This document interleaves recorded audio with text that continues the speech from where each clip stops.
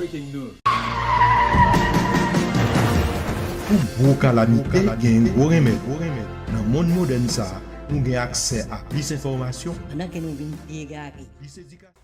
Mesdames, Messieurs, bonjour, bonsoir, bienvenue au Christian Synagogue Ministry. C'est votre serviteur, Pasteur Harold Dufresne, dans Enseignement qui transforme. Maintenant, Enseignement qui transforme nous paraît la caillou comme une actualité de la dernière heure. Le plus souvent, pour nous faire différence avec actualité, ça, nous pas porter une actualité du passé ni du présent. Mais nous porter une actualité comme une thérapie depuis le monde et qui sera jusqu'à l'éternité. Nous demandé que bon Dieu capable bon un esprit présent avec un cœur ouvert et avec un homme prêt à recevoir pour nous capables de recevoir thérapie spirituelle ça. Que bon Dieu dans miséricorde li bénisse en abondance dans quelques minutes nous allons le passer. Voilà. Sujet nous porter pour matin qui palpitant d'intérêt, c'est l'humanité de Dieu et divinité de l'homme. Nous pas voulons faire une œuvre d'opinion ni un excès de zèle intellectuel, mais tout simplement nous venons là caillou avec un esprit tranquille pour nous capables d'enseigner la parole de Dieu dans toute son intégralité. Voilà. Bien entendu, bon Dieu créé l'homme. On regarde dans la Bible d'abord. Dans Genèse chapitre 1er, verset 27. Mais qui ça le dit dans la Bible française noire. Dieu créa l'homme à son image. Il le créa à l'image de Dieu. Il créa l'homme et la femme. Nous prenons l'autre version anglaise parce qu'il y a une information qui est obscure, que nous parlons dans toute clarté. Version anglaise que nous gagnons, c'est NIV. Dans Genèse 1er, mais qui ça dit? Genèse 1er, verset 27. God created mankind in his own image. In the image of God, he created them, male and female. On nous prend le texte ça seulement pour nous essayer de comprendre toute la Bible dans son intégralité. L'homme, bon Dieu crée l'homme à son image. De quelle image? Est-ce que bon Dieu pas même dit lui abstenir l'homme pour pas faire image de lui-même? Eh bien, on nous comprend qu'est-ce que ça veut dire. N'a pas ouais que selon anglais que nous sommes lire là, il dit nous l'image de Dieu, il crée l'homme. Mais l'image ça, il crée l'homme, non? Il crée l'homme mâle et femelle. Ah bien que nous ouais homme, c'est pas faire référence à mâle, mais c'est ayons ensemble que nous apprenons plus tard pour nous réaliser dans Genèse 2 verset 24 que texte qui est utilisé pour les cérémonies de mariage et les dit que les deux deviendront une seule chair. En réalité, c'était le point de départ que bon Dieu créait l'homme, une unité. Mais séparation de l'homme, garçon et femme, mâle et femelle, eh bien c'est pour un objectif divin. Objectif divin pour créer, pour procréer. Et cela pour être capable de peupler la terre. Bien entendu, on n'a pas avancé plus devant pour nous essayer de comprendre l'humanité de Dieu que l'État créé et la divinité de l'homme. Maintenant, en réponse à image ça, comment image ça appliquée à l'homme. Voilà. Premier bagage que nous allons faire, nous allons dire concept ça que nous voulons expliquer l'humanité de Dieu. Il est très profond. C'est un profond croisement entre la proximité de Dieu avec l'humanité et la capacité de l'humanité à refléter le divin. Démarche ça, c'est une étude anthropologie, mais spirituelle. En anthropologie spirituelle. Nos premiers temps, on nous prend l'humanité de Dieu. L'humanité de Dieu est un concept profond et multiforme. Notamment, l'on considérer la théologie chrétienne où elle s'exprime plus clairement à travers l'incarnation de Jésus-Christ. L'incarnation de Jésus-Christ que nous trouvons dans Jean 1er, verset 1 à 3 et 14, ça dit nous que Dieu maintenant, Logos, est devenu pleinement homme en la personne de Jésus-Christ. Il a véritablement assumé la nature humaine, corps, âme, esprit, émotion et volonté. C'est ce que les théologiens appellent l'union hypostatique, où Jésus est pleinement Dieu et pleinement humain. Maintenant, deux natures en une seule personne, sans confusion ni séparation. Mais maintenant, on nous quitte ça dormir un peu, on nous essayer de définir pour la divinité de l'homme. La divinité de l'homme, c'est la croyance. La croyance, il faut croire, selon laquelle les êtres humains sont créés à l'image de Dieu et possèdent des capacités spirituelles. C'est là que nous avons parlé, nous avons fait anthropologie spirituelle. Les hommes possèdent les capacités spirituelles telles que l'amour, la raison, la créativité et la responsabilité morale. Et selon cette croyance, les hommes portent en eux une étincelle divine et sont appelés à refléter le caractère de Dieu. Cette comparaison entre Dieu et homme met l'accent sur une relation dynamique.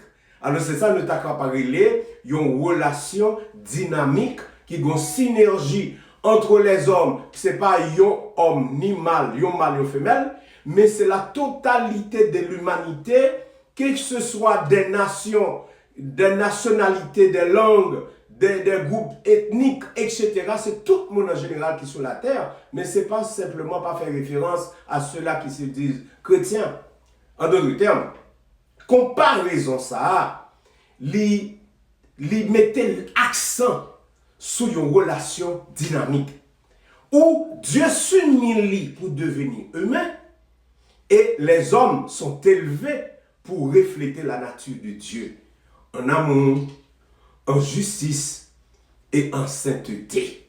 Mesdames, messieurs, en réalité, qui ça qui produit après relation homme-Dieu, l'yon objectif originel de Dieu.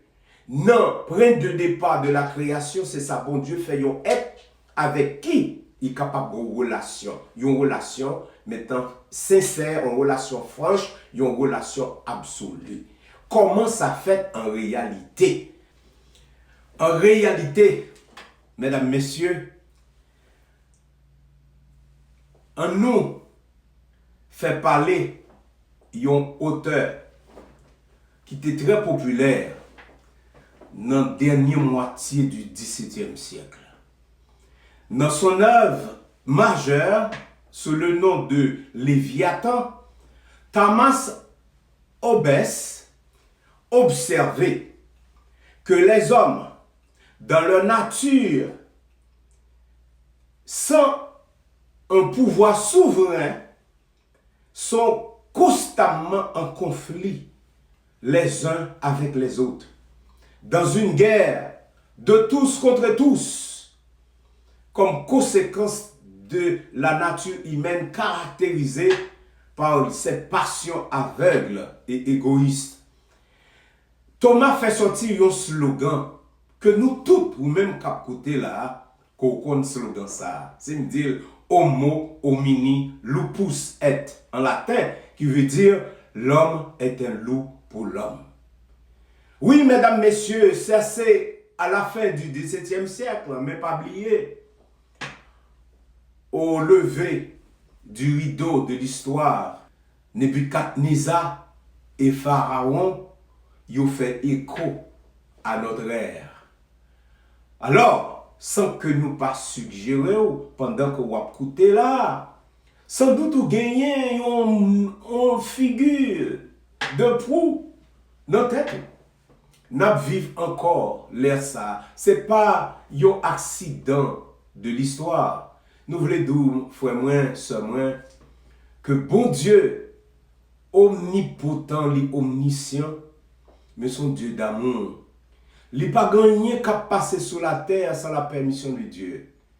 Et c'est comprendre que, et il fut un temps, dans Romains chapitre 3, 23, qui dit nous tous ont péché et sont privés de la gloire de Dieu. Nous gagnons rédemption seulement dans Jésus-Christ. Nous pas gagnons qui innocent, entendez frère. Pas acharné ou, pas mettez ou, bandé, en fait, mettez énergie, bandé à coup pour la bataille contre les gens. Mais nous tous nous coupables, somehow. Mais bon Dieu dans le ciel là, la parler en langage qui est clair, mais m'a prié pour gagner intelligence, pour comprendre le langage que bon Dieu a parlé avec vous. Nous avons un pile Nebuchadnezzar au 21e siècle, nous pas un seul, nous avons un pile, et cela dans des endroits que vous pas espérer. Nous avons un pile pharaon de l'Égypte au 21e siècle, et cela dans des endroits que vous attendez le moins. Mesdames, messieurs, on nous encore retourner à la parole de Dieu pour nous tendre Jésus-Christ qu'a bon nous un commandement nouveau. Je vous donne un commandement nouveau. Aimez-vous les uns les autres. Comme je vous ai aimé, vous aussi, aimez-vous les uns les autres.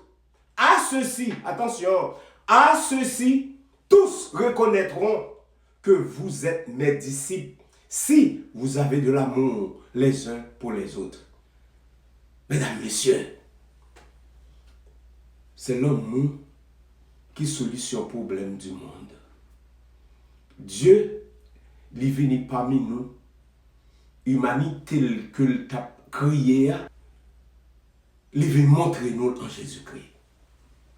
Frères et sœurs dans le Seigneur, je m'a réfléchi sur la situation actuelle que moi-même, ensemble avec, où nous connaissons, nous la donnons. Il y a un seul texte dans la Bible qui montait, que m'a réfléchi, m'a révisé, qui a retourné de temps en temps dans l'esprit, c'est Matthieu chapitre 25. C'est pour cette raison que je demandé aux frères et sœurs qui écoutent là, qui comprennent le langage que je parle. Prends Bible, essayez de chercher chapitre 25 dans l'évangile de Matthieu. Plus précisément, nous demandons pour capable lire, concentrer sur verset 31 au verset 46. Mais maintenant, moi, les chapitres ça, le grand défi de tous les temps. Le grand défi de tous les temps, c'est pas pour les religieux, non? C'est pas pour les chrétiens, les croyants, non?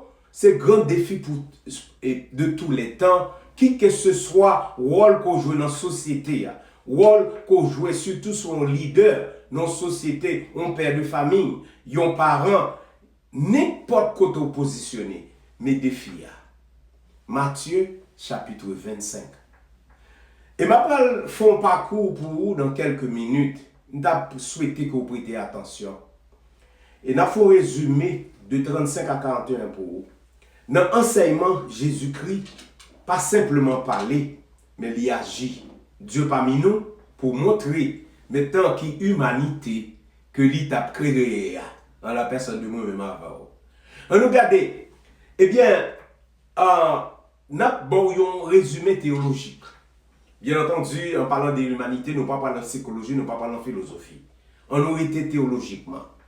Mais sans enseignement, ça, Jésus-Christ fait, l'a enseigné, maintenant les disciples, maintenant il y a un groupe qui croit, un groupe qui ne croit pas, que l'on regarde des textes, on est capable de faire ça rapidement. C'est un enseignement profond sur le jugement divin. Quittez-moi dire ça en l'autre genre.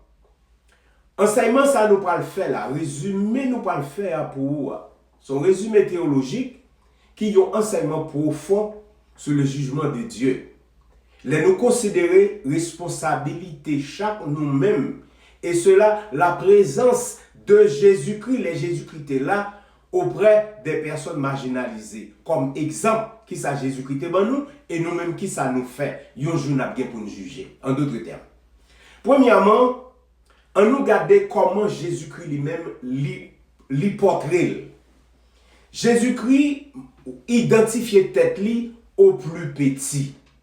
C'est première observation. On a parlé là de la christologie du texte.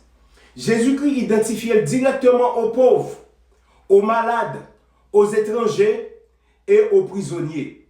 Mais ça, Jésus-Christ dit dans le texte, dans verset 41.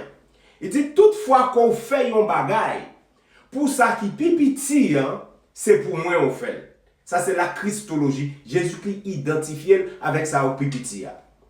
Selon un enseignement ça, vérité christologique là, c'est la présence mystique du Christ dans la souffrance et le besoin. Les actes de compassion ne sont pas seulement des devoirs moraux, mais des rencontres avec le Christ lui-même. Ah, pas oublier. Mais c'est comme ça, oui, nous montrons divinité, nous. Il y a quelque façon nous agir, eh bien, ce n'est pas nous qui agissons, non, eh bien, c'est Dieu qui est dans nous. Eh bien, qui la gloire manifestée, présence active et visible à travers l'action. Deuxième vérité, n'a fait sortir là-dedans, la sotériologie, c'est le deuxième aspect. Sotériologie, à ça le fait, eh bien, c'est étude sur le salut. Eh bien, c'est le jugement fondé sur l'amour en action. Voilà, l'amour en action.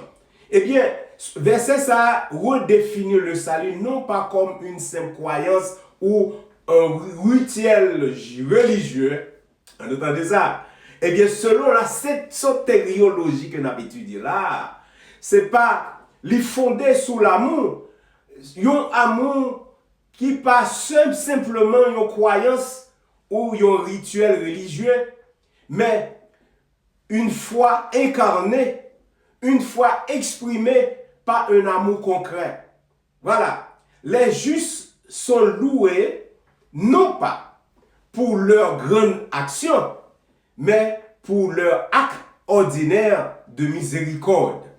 Cela reflète la théologie selon laquelle la foi doit être vécue dans l'amour. Après ça, Jacques répétait ça dans Jacques 2, verset 14 au verset 17.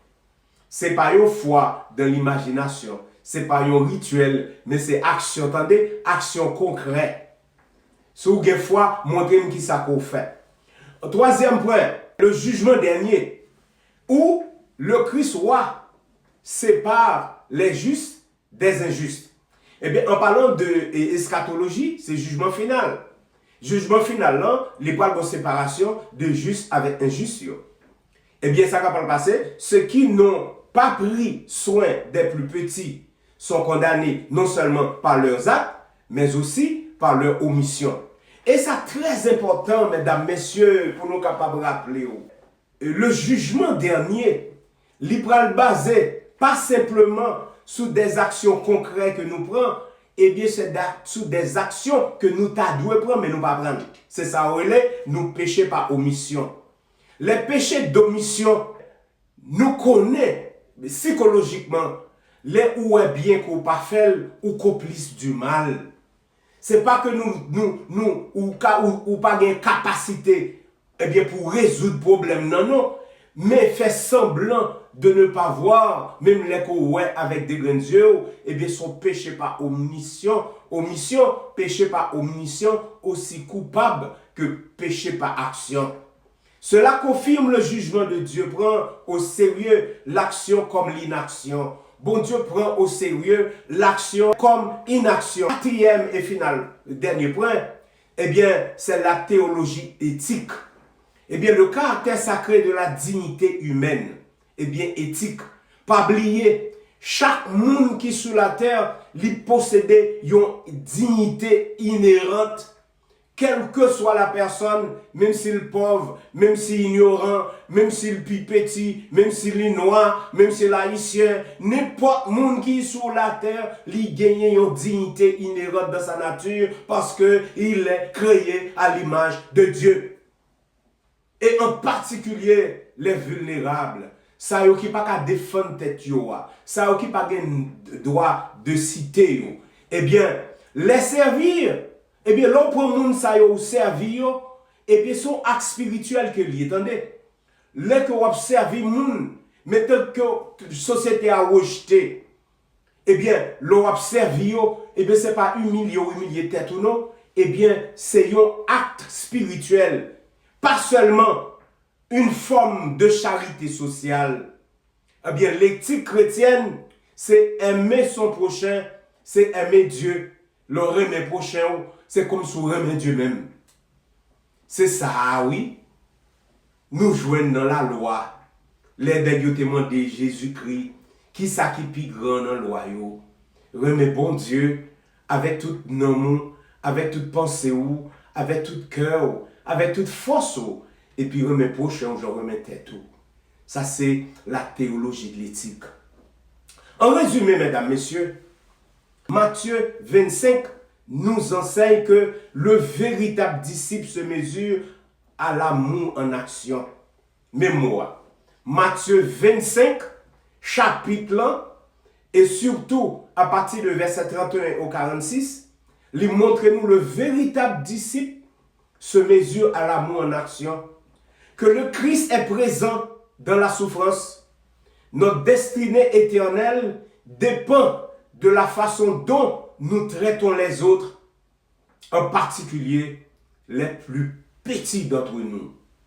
Mesdames, messieurs, ce problème que nous avons confronté, me solutionne. Et nous avons pété au Dieu, mais bon Dieu. Nous avons pété, nous trop tête, Dieu croit dans bon Dieu. Ou qu'a fait toute bagaille pour capable et péter moun, pour capable bluffer moun, ou qu'a fait toute bagaille. Mais qui t'aime d'eau, votre cœur est dans la main de Dieu. Bon Dieu, well. Et pour finir, mesdames, messieurs, l'Éternel, notre Dieu, est un Dieu de compassion, un Dieu de grâce, lent à la colère, mais riche en bonté et en miséricorde. Tenez bien, il conserve son amour jusqu'à la 1000e génération. Il pardonne le crime, la faute et le péché. Mais attention, Dieu ne tient pas le coupable pour innocent. Dieu ne tient pas le coupable pour innocent. À bon entendeur, salut, que la paix de Dieu vous soit. Alléluia. Notre Dieu règne encore. Notre Dieu règne encore. Jamais son amour ne s'endort. Le vent se déchaîne, nos cœurs sont en peine, mais Dieu nous conduit jusqu'au port. Notre Dieu règne encore. Jamais son amour ne s'endort. Ce qu'il nous promet reste vrai pour jamais.